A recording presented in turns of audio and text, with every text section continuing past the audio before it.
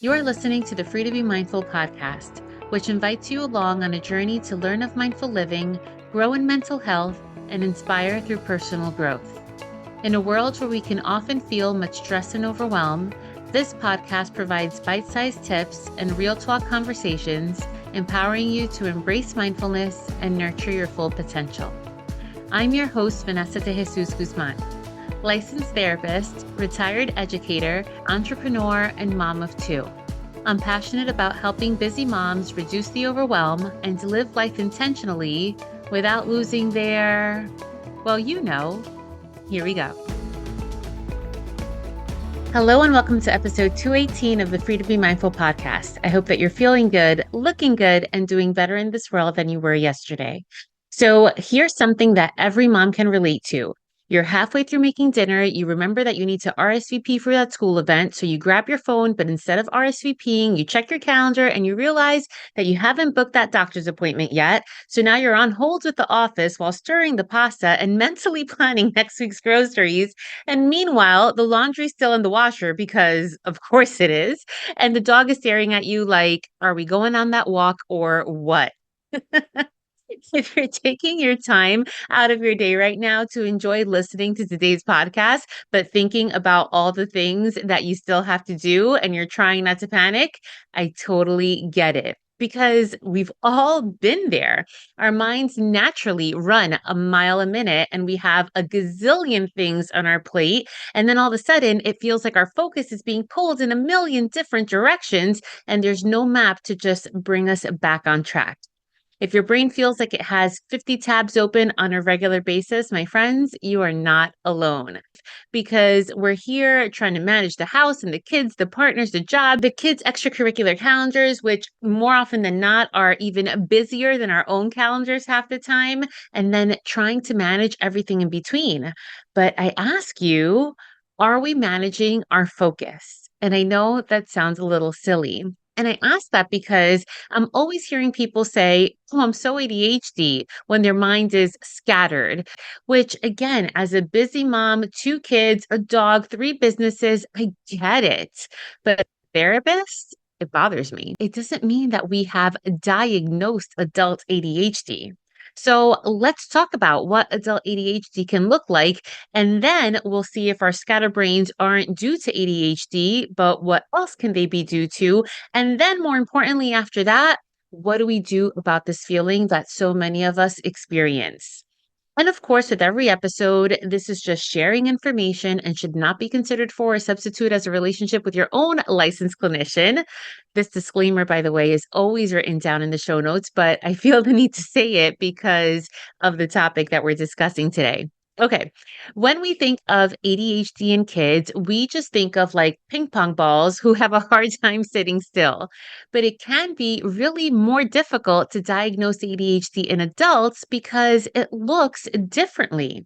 The DSM-5, which is the Diagnostic and Statistical Manual of Mental Disorders, which is what we therapists and other professionals use to diagnose mental health conditions and more, calls it ADHD as attention deficit hyperactive disorder. And it breaks it down into three different types. First, predominantly inattentive, then predominantly hyperactive or combined. But not only is adult ADHD more difficult to diagnose in adults than kids, but it's also more difficult to diagnose in women than in men because symptoms can be a little bit more subtle and frequently they're masked by some coping mechanisms that we just come to learn. So, some common symptoms include difficult staying focused and concentrating on long tasks, forgetfulness, disorganization, chronic lateness, emotional sensitivity, restlessness, fidgeting, procrastination, and difficulty completing tasks, and impulsivity that can look a lot like interrupting others, making hasty decisions, or engaging in impulsive spending or eating.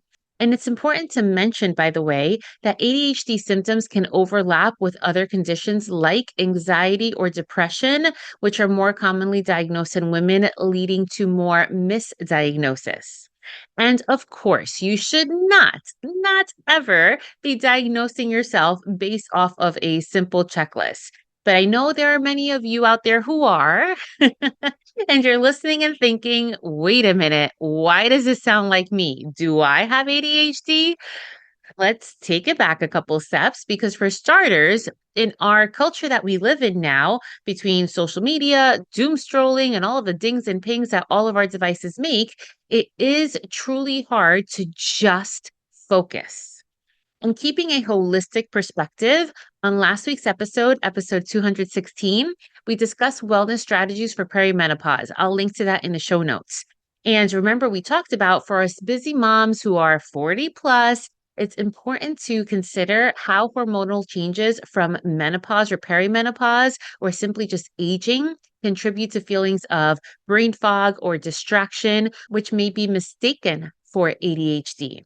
So, this is why many women report struggling with forgetfulness or lack of concentration and a general sense of just being scattered. And these symptoms, again, overlap with ADHD, but are actually tied to perhaps hormonal changes rather than a neurodevelopmental disorder. And of course, as each day goes by, we're not getting any younger, folks. So, as we age, cognitive processing speed naturally slows down, making multitasking more difficult and causing a noticeable shift in our mental sharpness. I myself have noticed that shift already. So, friends, let me share with you some practical tips to help moms feel less scattered brained, less overwhelmed, especially when we feel like we have to juggle a million things at once. The first tip is brain dump your thoughts. So, whenever it is that your mind is racing with a gazillion different to dos, grab a notebook and just write everything down or write it down on your phone. No need to organize it, just get it out of your head because that will clear mental space and it gives you a better idea of what you're actually dealing with and help you feel less overwhelmed. The second is prioritize it like a pro. So know that not everything on your list is urgent, even when your kids make you feel like it's urgent. So when you're thinking about the next day, pick three to dos or pick three must dos for the day and focus on getting those done. And if you finish early, great. And if not, at least you tackled those three most important things. The third tip, set timers, just as I tell you to do with kids, which, by the way, last week's episode 217 gave you tips on how to help kids with ADHD, and some of these overlap. So, this one is set timers. So, when you feel like you're spending hours on something that should really take you just 10 minutes to complete, by the way, that's known as Parkinson's law. So if you give yourself an hour to complete a 10-minute task, it will most likely take an hour to complete it. So this is why setting time limits or using timers can be so helpful because if you give yourself just 15 minutes, you're more likely to stay focused and get it done quickly. The fourth tip is to carry your calendars with you at all times. And I mean at all times, because trying to remember appointments and school events and work meetings and everything else in your head is just a recipe for disaster. But you want to sync it all in one place. Now, this sounds a little nutty, but here's how I do it. I personally have a family calendar and then a life calendar and then three calendars for my three different businesses. And I know that sounds nutty. They're all on different Google calendars because they're synced to different Gmail addresses. But I do that because it's less distracting for me. So when I try to focus, let's say, on one business, I just see the one thing for what I'm focusing on. And then they all sync together on my Apple phone calendar so that I can see all that I have going on in one day or one week. That's just an example, but do whatever works for you, but don't ever leave home without it. The fifth tip is to batch similar tasks. Instead of switching from folding laundry to answering emails to helping out a kid with homework, try to group as much as you can similar tasks together. So do all of your household chores in one block and then focus on work. Because when we switch between tasks, it makes our brains feel more scattered and it actually takes longer to get back to the task after you've been interrupted or switched to doing something else. I now do this for work as well. So, for example, Tuesdays are my admin day, Thursdays are my podcast recording days, and then the other days in between are my client and rest days. The sixth tip, say no without guilt. And I'm going to say that again real slow for the people in the back. It's okay to say no, period. You don't have to do it all, and it's okay to decline those extra commitments. Saying no to that extra PTA meeting or the extra neighborhood event can save your sanity.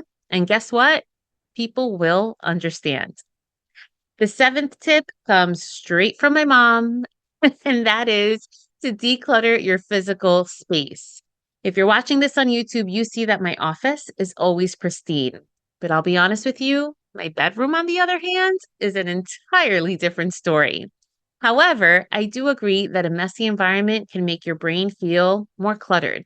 Take a few minutes each day to tidy up a bit. Start with your desk, let's say, or the kitchen counter, and then take small chunks at a time. Small wins really do make a big difference. The eighth tip is to engage in mindful living. And don't just take mini mindful moments, but actually schedule mini mindful moments into your day just for you. Take these mini breaks to breathe, to be present, because even 30 seconds of deep breathing between tasks can help you feel more grounded and can help you feel less scattered. The ninth tip is ask for help. Are you listening, friends? Especially you out there who's just like me, type A, and feels bad to just bother people. This is for you, for me too. You don't have to do it all alone. You can delegate tasks to your partner, to your kids, or even hire help when you can. Being Superwoman is not a life requirement. And lastly, the 10th tip is that when you mess up, quote unquote, or rather when you're just a human, don't forget to give yourself grace. Some days you nail it, and other days, not so much. And that's okay. Be kind to yourself and remember that you're doing your best, and don't let a few scattered moments define your entire day. Remember that implementing just a few of these tips at a time can help ease that ADHD feeling and bring more calm and control to your day-to-day life. Do you really know how to calm down when stress hits? Or maybe you're looking for ways to help your kids relax, but you're not sure where to start. These are common issues for my kid and mom clients. And after years of providing bits and pieces from other resources, I have finally created a comprehensive resource for my clients and for podcast listeners like you. This free resource provides you with 120 coping skills to navigate big feelings. This guide is filled with simple yet effective strategies to help you manage emotions and to help you find peace. And knowing that oftentimes a list just isn't enough, with your download, you'll also get access to a series of supportive videos which will guide you on how to use this resource and show you how to put these strategies into practice for everyday life. So are you ready to make that change? Click the link below to download your free guide. It's time to empower yourself and your children with the skills for a happier, healthier life. And remember, my friends, you are not a machine. And yeah, obviously we know that we're not robots, yet at least. But with our surroundings and with all of the societal expectations, we can kind of be programmed into feeling poorly about ourselves sometimes when something doesn't meet expectations or when we make an honest mistake. It's important to understand and accept that every day will not look the same. Sometimes doing our best is the best we can do. Each step we take helps us get a little bit better at building our focus and building our awareness over time. And it reminds us that when life feels like it's in the fast lane, it's important to take a pause and appreciate the beauty of the little things and the most important people in our lives. I now invite you to join me on this short guided meditation. So, regardless of where you are or what you're doing, I'd like you to bring attention to yourself, not to your to-do list, not to the many roles and hats that you wear, but just to you, who you are in this very moment. Allow any thoughts or judgments to come and go without holding on to them. Let them pass by like clouds in the sky. And as you sit here with more awareness and acknowledgement to yourself, on yourself, just as you are, know that there's no need to fix anything or change anything. Simply notice the qualities that make you, you. your kindness, your resilience, your sense of humor, your imperfections, and your strengths. Each part of you is worthy of acceptance. So silently say to yourself, or maybe even out loud, I'm enough exactly as I am. As that settles more into your thoughts, if any self-doubt or criticism arise, that's okay. Just gently remind yourself, I'm a work in progress, and that's okay too. Accepting yourself isn't about being perfect. It's about being compassionate towards who you are in this very moment. My friends, thank you for allowing me into your ears and into your space today.